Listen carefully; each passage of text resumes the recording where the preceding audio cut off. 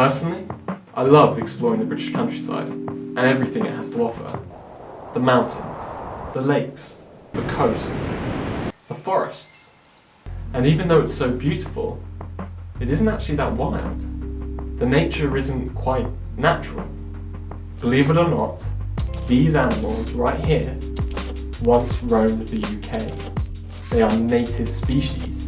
That's right, lions and tigers and bears. Actually, not tigers, but there were elephants once. Anyway, you get the point. And it's not just those animals. It's an abundance of plants that are no longer about, with only 2% of the UK now being covered in ancient woodland. And it's not just the UK, it's everywhere. As George Monbiot creepily puts it, we live in a shadowland, a dim and flattened relic of what there once was. But some people, George included, have an answer for this damage, and it's called rewilding.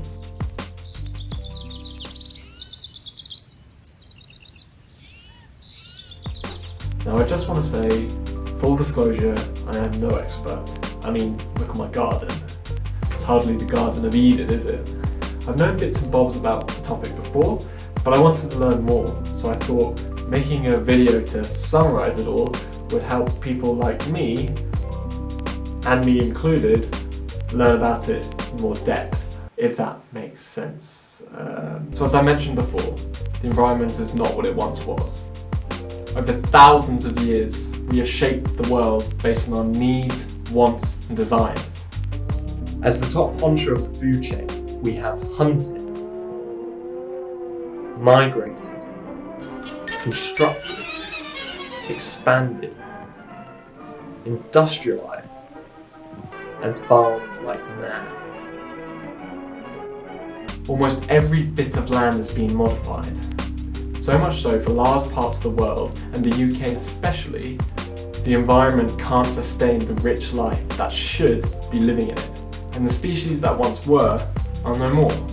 Rewilding aims to restore parts of the environment to its natural state by reintroducing certain ecological systems, and more specifically keystone animals, to these areas. And if you're smugly thinking, well, human interference is the reason we're in this mess to begin with, well, the overall goal of rewilding is to get to a certain point where human interference is no longer needed. Smart ass. We just need to put a few things in motion first to allow nature to then regain control. There are 3 areas that rewilding aims to restore. One being trophic complexity, which is a key element of rewilding. You probably remember seeing pyramids like this in school, showing a hierarchical chain of animals from the primary producer at the bottom, being the plants, going all the way up to the apex predator, the hardcore predator. In order for an ecosystem to be balanced and healthy, it has to have the right number of species on each level to do so. When these top predators become eradicated for whatever reason, these herbivores tend to become overpopulated and overgraze and trample in their environment, damaging it, having a negative effect. One example of this being the deer up in Scotland running riot and eating the saplings so the trees can't grow. Rewilding methods to sort this out include introducing a no hunting area, or recolonizing the area with its natural predator, or if that predator has become extinct, finding an ecological replacement. When done carefully and safely, this can restore the trophic complexity and bring back balance. Number 2 on the areas to restore are the random natural disturbances. Although they may seem destructive, things like fires, floods, and pest outbreaks teach species how to survive in the wild, helping them to recover and reorganize. It's one of nature's trade-offs. But with human intervention, these random natural disturbances have been suppressed and altered, and have actually led to more destructive events, like having big and out of control wildfires. Utter devastation. Nearly 14,000 firefighters are on the front line. The air quality is being affected even in areas where there is no fire. Rather than smaller, more constant, contained ones. Or using fertilizers and irrigation methods to compete against the species which threaten your crops. This stops species from learning how to reorganize and recover, and as a result, many die. Rewilding aims to stop these disturbances. So instead of mowing grassland, it's returning it to its natural grazing, or logging can be stopped to give way to natural fires. And finally, number 3 is dispersal. Populations of species need to spread out to stop becoming overpopulated and reducing a loss of genetic diversity. And even though it seems that people are obsessed with building walls nowadays, for rewilding to flourish, we need gateways to improve the connectivity of ecosystems.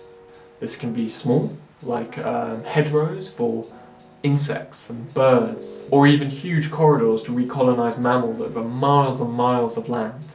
So this may mean removing fences, or roads, or dams, or at least modifying them to allow connectivity of ecosystems.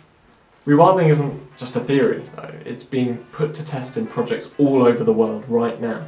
One of the most successful examples is a monster of a project, spanning over 2,000 miles. It's known as the Yellowstone to Yukon Conservation Initiative. This project involves the healing of forests and streams and improving the dispersal of animals over the ecosystem, and most famously, the reintroduction of the wolf, a once lost species, as well as restoring other animals to the area. Other projects include the American Prairie Foundation, which is reintroducing bison to private land across Montana, and also Rewilding Europe, which aims to rewild 1 million hectares of land dotted across the continent. And a smaller project, which is close to home for me, is the Knepp Estate in Sussex. It was once agricultural land, but no longer made any profit. They allowed plants to recolonize the areas and brought in species such as Tamworth pigs and Exmoor ponies, and it's all open to the public, where they now profit from ecotourism. That's right, skeptics, it's possible to go green and make green. Win-win.